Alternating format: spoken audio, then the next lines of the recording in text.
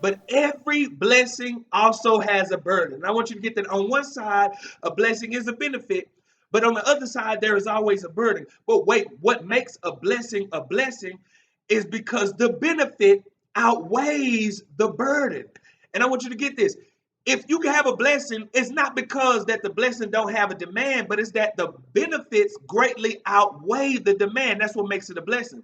At the point that the burden outweighs the benefits, it's no longer a blessing. And I want to stress that because a lot of times when we ask God for things, we only consider the benefits of the thing, but we don't consider the burden of a thing. And I want to point out before we go into number one that sometimes God doesn't give you what you want because he knows that it's going to be more of a burden than a benefit to you. I know there are some people who were praying for a kid at a very young age, and God didn't allow them to get it. But for me or mine, he allowed me to get it so that I could understand that some things at the wrong time, something given to you too early, is no longer a blessing.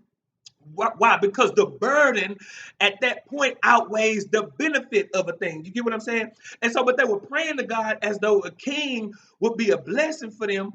And God plainly lets them know that a king is not going to be a blessing because it's going to be more of a burden than a benefit. And this is where I'm going with number one.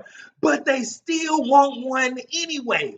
And so the issue is that even in knowing that their desire would be more of a burden, they still wanted one. And I want you to get this right.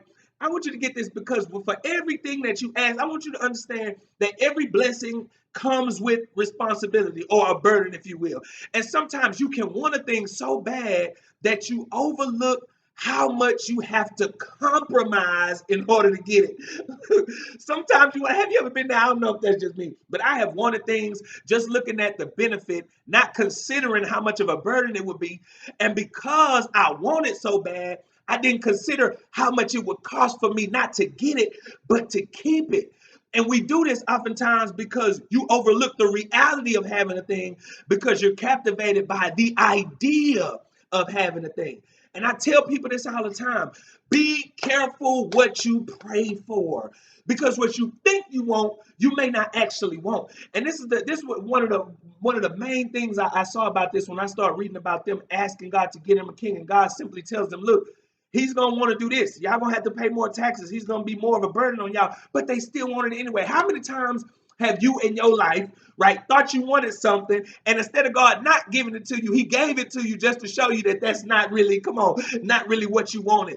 You end up with the thing, but you end up without the things that you really need. I thought I wanted a certain type of girlfriend, right? I thought I wanted a girlfriend, and God let me get it, and then I realized this girl is not the girl, come on, that you thought that you wanted, right? And I want you to understand that I had the girl, but I didn't have no peace.